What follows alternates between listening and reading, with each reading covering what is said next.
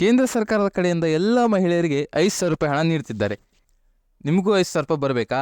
ಹಾಗಾದರೆ ಬನ್ನಿ, ಇದಕ್ಕೆ ಯಾವ ರೀತಿಯಾಗಿ ಅರ್ಜಿನ ಸಲ್ಲಿಸಬೇಕು, ಯಾವೆಲ್ಲ ಡಾಕ್ಯುಮೆಂಟ್ಸ್ ಬೇಕಾಗುತ್ತೆ, ಇದು ಯಾವೆಲ್ಲ ಮಹಿಳೆಯರಿಗೆ ಮಾತ್ರ ಹಣ ಜಮಾ ಆಗುತ್ತೆ, ಮತ್ತು ಇದರ ಕಂಡೀಷನ್ಸ್ ಏನು, ಇದ್ರ ಬಗ್ಗೆ ಎಲ್ಲ ಮಾಹಿತಿನ ಈ ಒಂದು ವಿಡಿಯೋದಲ್ಲಿ ನಾನು ನಿಮಗೆ ತಿಳಿಸ್ಕೊಡ್ತೀನಿ. ಅದಕ್ಕಿಂತ ಮುಂಚೆ ಇನ್ನು ಯಾರು ನಮ್ಮ ಚಾನಲ್ ಸಬ್ಸ್ಕ್ರೈಬ್ ಮಾಡ್ಕೊಂಡಿಲ್ವೋ ದಯವಿಟ್ಟು ಈ ಕೂಡಲೇ ಸಬ್ಸ್ಕ್ರೈಬ್ ಮಾಡ್ಕೊಳ್ಳಿ. ಕೆಳಗಡೆ ಕಾಣ್ತಿರೋ ಸಬ್ಸ್ಕ್ರೈಬ್ ಬಟನ್ ಮೇಲೆ ಕ್ಲಿಕ್ ಮಾಡಿ. ಹಾಗೆ ಎಲ್ಲರೂ ಕೂಡ ಈ ಒಂದು ವಿಡಿಯೋನ ಲೈಕ್ ಮಾಡಿ.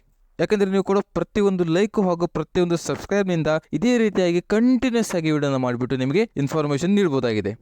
ಹೌದು, ಕೇಂದ್ರ ಸರ್ಕಾರದ ಕಡೆಯಿಂದ ಸಾಕಷ್ಟು ಯೋಜನೆಗಳಿವೆ. ಪುಟ್ಟ ಮಕ್ಕಳಿಂದ ಹಿಡಿದು ಹಿರಿಯ ನಾಗರಿಕರವರೆಗೂ ಸಾಕಷ್ಟು ಯೋಜನೆಗಳಿವೆ.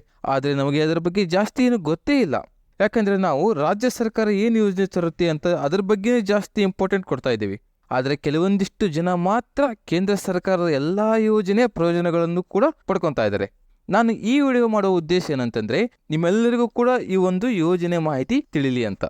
ಮೊದಲೇ ಹೇಳ್ತಾ ಇದ್ದೀನಿ, ಯಾರು ಕೂಡ ಈ ಒಂದು ವಿಡಿಯೋನ ಸ್ಕಿಪ್ ಮಾಡಿ ನೋಡೋಕೆ ಹೋಗಬೇಡಿ. ಕೊನೆಯ ತನಕ ನೋಡಿ, ಇದರಲ್ಲಿರೋ ಎಲ್ಲ ಇನ್ಫಾರ್ಮೇಷನ್ ನೀವು ತಿಳ್ಕೊತೀರ. ಈಗ ಡೈರೆಕ್ಟ್ ಆಗಿ ವಿಡಿಯೋಗೆ ಬರೋದಾದರೆ, ಕೇಂದ್ರ ಸರ್ಕಾರದ ಕಡೆಯಿಂದ ಮಹಿಳೆಯರಿಗೆ ವಿಶೇಷ ಯೋಜನೆಗಳು ಸೇರಿವೆ. ಅದರಲ್ಲಿ ಇದು ಒಂದು. ಮಹಿಳೆಯರಿಗೆ 5,000 ರೂಪಾಯಿ ಹಣ ಬರುತ್ತೆ. ಹೇಗೆ ಈ ಯೋಜನೆಗೆ ಅಪ್ಲಿಕೇಶನ್ ಹಾಕಬೇಕು ಅಂತ ನೋಡೋಕ್ಕಿಂತ ಮುಂಚೆ ಮೊದಲು ಈ ಯೋಜನೆಗೆ ಬೇಕಾಗಿರುವಂಥ ಎಲಿಜಿಬಿಲಿಟಿಗಳು ಯಾವುವು ಅಂತ ನೋಡೋಣ. ನೀವು ಇಂಡಿಯನ್ ಸಿಟಿಜನ್ ಆಗಿರಬೇಕು, ಅಂದರೆ ನೀವು ಭಾರತೀಯರಾಗಿರಬೇಕು. ಮತ್ತು 19 ವರ್ಷ ದಾಟಿದ ಮಹಿಳೆಯರಿಗೆ ಮಾತ್ರ ಈ ಒಂದು ಯೋಜನೆ ಬರುತ್ತೆ. ಮತ್ತು ನೀವು ಗೌರ್ಮೆಂಟ್ ಜಾಬಲ್ಲಿ ಇದ್ದರೆ ನಿಮಗೆ ಈ ಒಂದು ಯೋಜನೆ ಬೆನಿಫಿಟ್ ಸಿಗಲ್ಲ.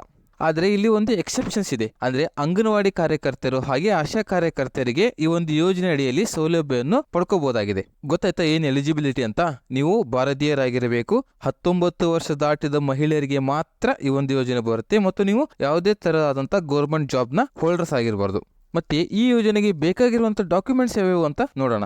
ನಿಮ್ಮ ಆಧಾರ್ ಕಾರ್ಡ್, ಜನನ ಪ್ರಮಾಣ ಪತ್ರ, ಆದಾಯ ಪ್ರಮಾಣ ಪತ್ರ, ರೇಷನ್ ಕಾರ್ಡ್, ಬ್ಯಾಂಕ್ ಪಾಸ್ಬುಕ್, ಹಾಗೆ ನಿಮ್ಮ ಒಂದು ಪಾಸ್ಪೋರ್ಟ್ ಸೈಜ್ ಫೋಟೋ, ಇವೆಲ್ಲ ಡಾಕ್ಯುಮೆಂಟ್ಸ್ ಬೇಕಾಗುತ್ತೆ. ಓಕೆನಾ? ಮತ್ತೆ ಈ ಒಂದು ಯೋಜನೆ ಅಡಿಯಲ್ಲಿ 2 ಕಂತುಗಳಲ್ಲಿ ಹಣ ಬರುತ್ತೆ. ಹಾಗಾದ್ರೆ ಆ ಯೋಜನೆ ಯಾವುದು ಅಂತ ನೋಡೋದಾದ್ರೆ, ಈ ಯೋಜನೆ ಹೆಸರು ಬಂದ್ಬಿಟ್ಟು ಪ್ರಧಾನ ಮಂತ್ರಿ ಮಾತೃತ್ವ ವಂದನಾ ಯೋಜನೆ. ಈ ಯೋಜನೆ ಅಡಿಯಲ್ಲಿ ಈಗಾಗಲೇ ಲಕ್ಷಾಂತರ ಮಹಿಳೆಯರು ಪ್ರಯೋಜನವನ್ನು ಪಡ್ಕೊಂಡಿದ್ದಾರೆ. ಈ ಯೋಜನೆ ಬಂದು ವಿಶೇಷವಾಗಿ ಯಾರಿಗೆ ಅಂದ್ರೆ ಗರ್ಭಿಣಿಯರಿಗೆ ಮಾತ್ರ. ಅರ್ಥ ಆಯ್ತಲ್ಲ? ಈ ಯೋಜನೆ ವಿಶೇಷವಾಗಿ ಗರ್ಭಿಣಿಯರಿಗೆ ಮಾತ್ರ. ಹಾಗಾದ್ರೆ ಬನ್ನಿ, ಇವಾಗ ಈ ಹಣ ಯಾವ ರೀತಿಯಾಗಿ ಜಮೆ ಆಗುತ್ತೆ ಅಂತ ನಿಮಗೆ ಕ್ವಿಕ್ ಆಗಿ ತಿಳಿಸ್ಕೊಡ್ತೀನಿ. ಈ ಯೋಜನೆಯಲ್ಲಿ ಫಲಾನುಭವಿಗಳಿಗೆ 2 ಕಂತಿನಲ್ಲಿ ನೇರವಾಗಿ ಖಾತೆಗೆ ಹಣವನ್ನು ಜಮಾ ಮಾಡ್ತಾರೆ. ಇಲ್ಲಿ ಮಹಿಳೆ ಮೊದಲನೆಯ ಬಾರಿ ತಾಯಿಯಾದರೆ 5,000 ರೂಪಾಯಿ, ಹಾಗೆ ಎರಡನೇ ಬಾರಿ ಹೆಣ್ಣು ಮಗುವಿಗೆ ಜನನ ನೀಡಿದರೆ 6,000 ರೂಪಾಯಿನ ನೀಡ್ತಾರೆ. ಈ ಯೋಜನೆ ಅಡಿಯಲ್ಲಿ ಫಲಾನುಭವಿಗಳಿಗೆ 2 ಕಂತಿನಲ್ಲಿ ನೇರವಾಗಿ ಖಾತೆಗೆ ಹಣನ ಜಮಾ ಮಾಡ್ತಾರೆ. ಇಲ್ಲಿ ನೋಡಿ, 5,000 ರೂಗಳನ್ನ 2 ಕಂತಿನಲ್ಲಿ ನೀಡ್ತಾರೆ. ಮೊದಲನೇ ಬಾರಿ ತಾಯಿಯಾದ ನಂತರ ANC ಮಾಡಿಸಿದ ನಂತರ 3,000 ರೂಪಾಯಿ, ಮತ್ತು ಜನನ ನೋಂದಣಿಯಾಗಿ ಮಗುವಿಗೆ ಮೊದಲ ಲಸಿಕೆ ಕೊಟ್ಟ ನಂತರ 2,000 ರೂಪಾಯಿನ ಕೊಡ್ತಾರೆ. ಈ ರೀತಿಯಾಗಿ ನಿಮಗೆ 5,000 ರೂಪಾಯಿ ಬರುತ್ತೆ.